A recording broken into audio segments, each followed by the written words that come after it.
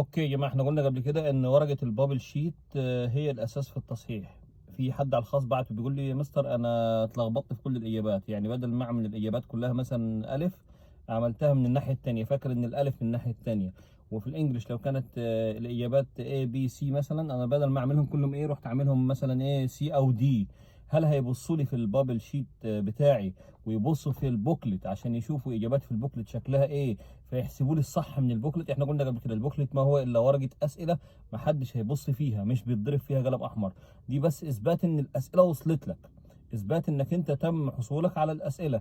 فما تعتقدش ابدا ان حد هيبص في البوكلت بتاعك. البوكلت هي ورقه اسئله لا اكتر ولا اقل، مش هيتبص فيها. حتى لو كنت مجاوب كل الاسئله صح داخل البوكلت، لكن في البابل شيت انت عاملهم غلط، انت كده هيتحسبوا لك غلط.